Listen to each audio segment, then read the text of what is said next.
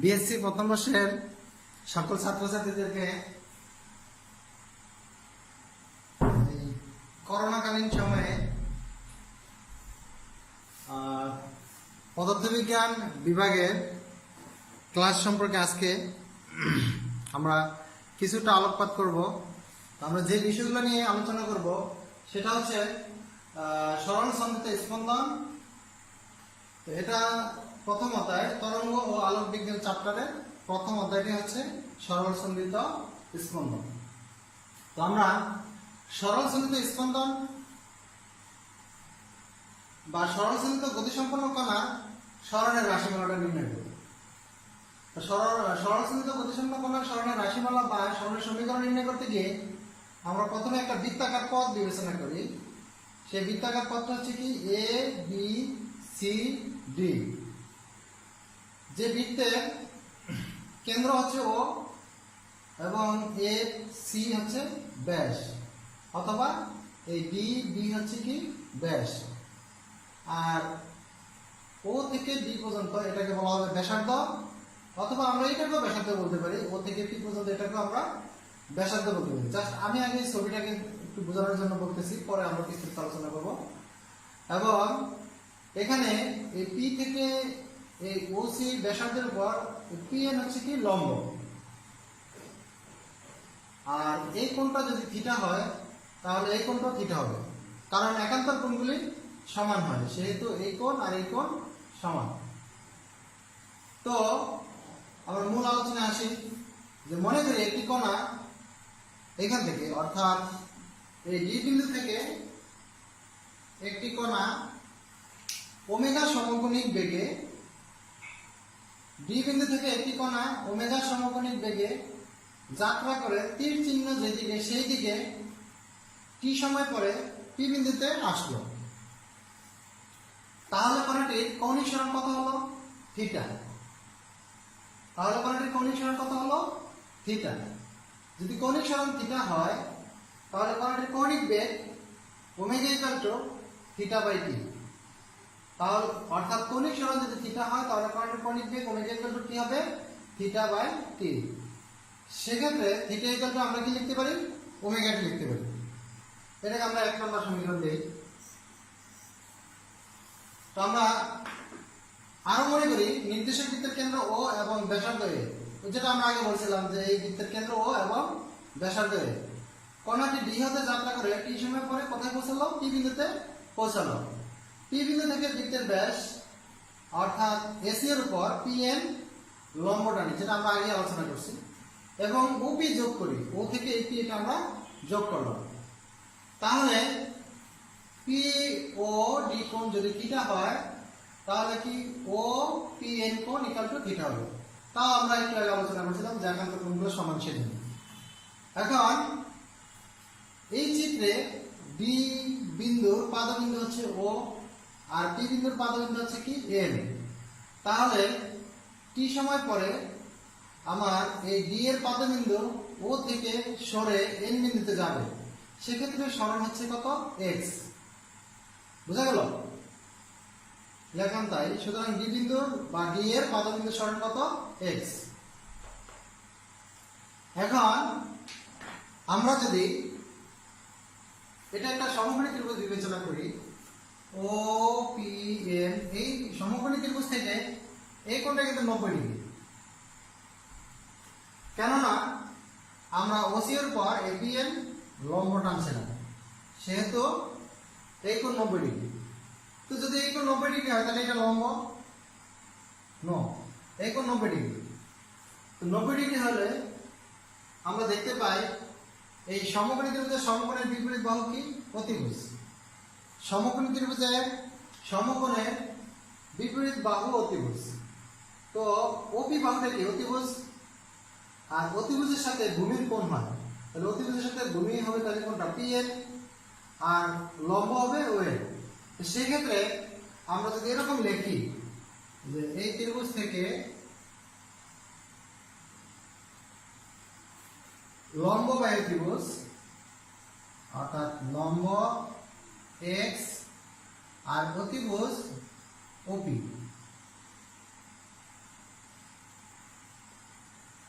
ওপি বা লম্ব এক্স না লিখে আমরা এটা লিখি পি এন আর লম্বটি ও এন,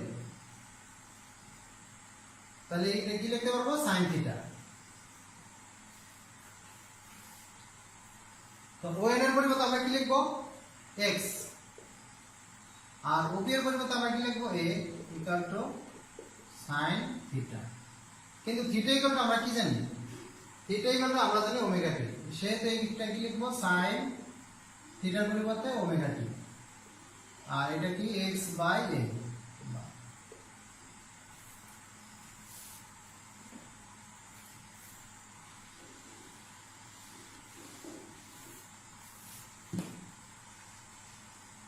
তো এখান থেকে আমরা কি লিখতে পারি, বা x equal to a sin omega t. এই সমীকরণটাকে আমরা 1 নম্বর দিই। তো এই 1 নং সমীকরণটি আমার সরল সন্ধিত গতিসম্পন্ন কণা সরণের সমীকরণ নির্দেশ করে। 1 নং সমীকরণটি কি নির্দেশ করে, সরল সন্ধিত গতিসম্পন্ন কণা সরণ নির্দেশ করে। বুঝা গেল? এরপরে আমরা বেগ নির্ণয় করব। বেগ সরণের পর আমরা কি নির্ণয় করব, বেগ। তো বেগ নির্ণয় করব, বেগ কাকে বলে? বেগ হচ্ছে আমরা জানি সময়ের সাথে কোনো বস্তুর সরণের হারকে বেগ বলে। সময়ের সাথে কোনো বস্তুর সরণের হারকে বেগ বলে। এটা লিখি আমরা কথাটা, সরণের সাথে সময়ের সাথে সময়ের সাথে কোন বস্তু কণার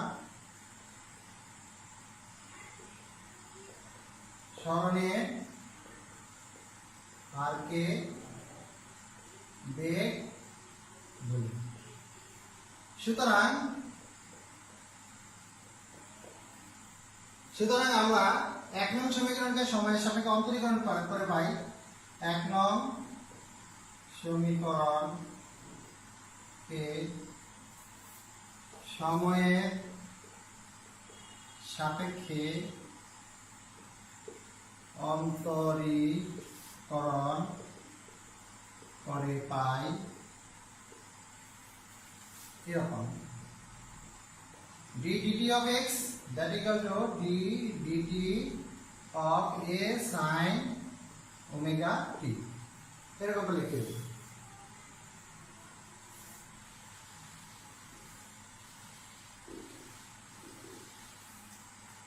তো এই সমীকরণ থেকে লেখা যায় এরকম, এটা তো v হয়ে যাবে কারণ সরণের হারকে বেগ বলে, সেহেতু অথবা সরণের অন্তরককে বেগ বলে, যেটাই বলি না কেন v ইকুয়াল টু এটা কি থাকবে আমার a sin ওমেগা t রে ডিফারেন্সিয়েশন করতে হয় cos ওমেগা t,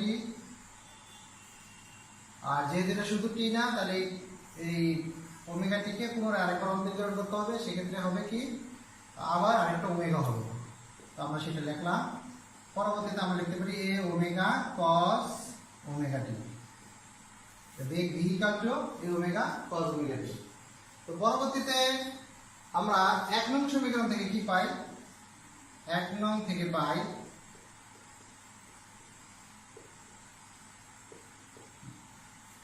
হতে পাই, এটা আমার দরকার, এটা আগে ছিল। 1 নং হতে পাই কি x by a that equal to sin omega t।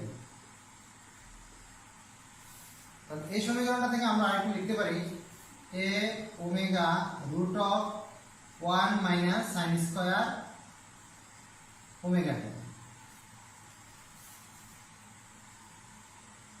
তাহলে এই sin omega t এর মান আমরা যদি এখানে বসাই, এই sin omega t এর মান আমরা এইখানে যদি বসাই তাহলে কি বসাতে পারি x by a। তাহলে এই বেগ v equal a omega root of 1 minus x by a square, a omega 1 minus x square মানে একসাথে লসাগু করে দিলে এরকম দেখতে হবে। তো এ আর এ কাটা যাবে, আমি একটু বড় করে করি, এ ওমেগা এ স্কয়ার মাইনাস এক্স স্কয়ার কাটা গেলে ওমেগা রুট এ স্কয়ার মাইনাস এক্স স্কয়ার। এটা দ্বারা আমার সরল সন্ধিত গতির বেগের সমীকরণ নির্দেশ করে। এরপর যদি আমরা ত্বরণের সমীকরণ নির্ণয় করতে চাই,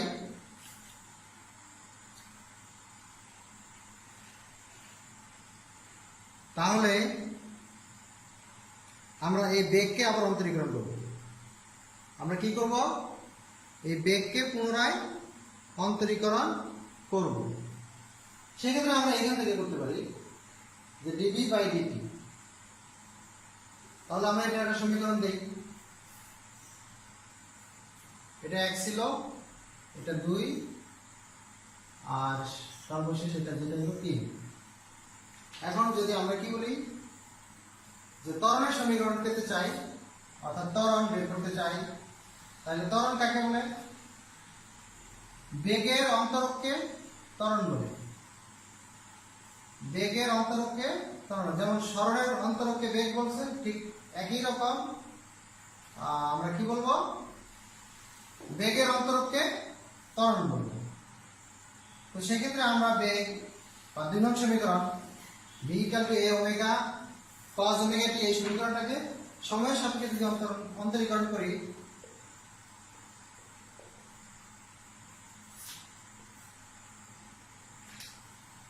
তো এটাকে এরকম লিখতে পারি dv dt, অর্থাৎ dt of dv that equal, এখানে এরকম লেখা dt of a omega cos omega t। এটা লিখতে পারি এরকম, a ওমেগা আগের থেকে আছে, বাইরে থাকলো, cos ওমেগা t কে করলে হয় sin ওমেগা t, আর যেহেতু ওমেগা t আছে, ওমেগা t আরেকবার করতে হবে, সেটা হবে ওমেগা। তো আমরা লিখতে পারি কি a omega square sin omega t। কিন্তু sin ওমেগা t এর পরিবর্তে কি লিখতে পারি? x by a। sin omega t এর পরিবর্তে আমরা আবার লিখতে পারি কি x বাই a। সেক্ষেত্রে এটাকে লেখা যাবে এরকম, a omega square sin omega t এর পরিবর্তে এই যে এখানে x বাই a, a কাটা যাবে। ও cos ওমেগা t করলে আরেকটা ব্যাপার আছে, এটা মাইনাস হবে সামনে, cos ওমেগা t এর করলে কি হয়? মাইনাস হয়, মাইনাস, অর্থাৎ এখানে আমরা মাইনাস দেব, মাইনাস a কাটা যাবে ওমেগা স্কয়ার x আউট হবে। উপরটা লিখে দিই 2 নম্বর।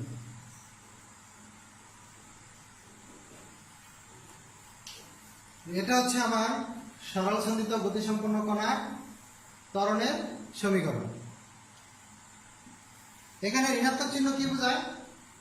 ঋণাত্মক চিহ্ন বোঝায় যে ত্বরণ ও সরণ পরস্পর বিপরীতমুখী। ত্বরণ এবং সরণ পরস্পর বিপরীতমুখী। এটা ত্বরণ ও সরণ পরস্পর বিপরীতমুখী। এই মাইনাস চিহ্ন বোঝায় ত্বরণ এবং সরণ বিপরীতমুখী। অর্থাৎ যখন x = 0, এটা দ্বারা বোঝানো হয়েছে যখন x = 0, এই যে x, অর্থাৎ যদি সরণ কোণ না থাকে তাহলে এটা কি দাঁড়াবে? x = 0 হলে ত্বরণ কি হয়ে যাবে? 0।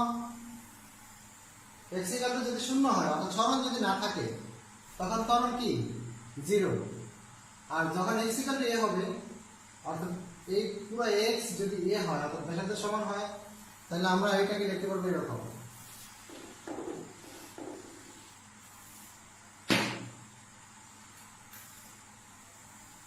যখন x = 0 তখন a ইকুয়াল কত আসে? 0। এবং যখন x = a তখন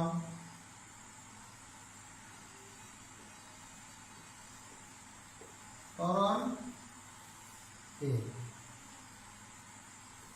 সর্বাধিক বিস্তারের সময়। তখন ত্বরণ হচ্ছে কি এ ওমেগা স্কয়ার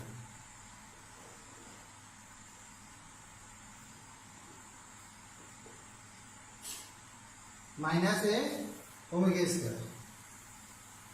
অর্থাৎ এন বিন্দুর গতির পথের চরম অবস্থানে, এই এন বিন্দুটা গতিপথের চরম অবস্থানে, অর্থাৎ এখানে ত্বরণ সর্বাধিক এবং মধ্যস্থানে ত্বরণের মান কি হবে? শূন্য হবে। মোটামুটি আজকের আলোচনা এই পর্যন্ত থাকুক। সবাইকে ধন্যবাদ এবং পরবর্তী ক্লাসের জন্য আমন্ত্রণ রইল।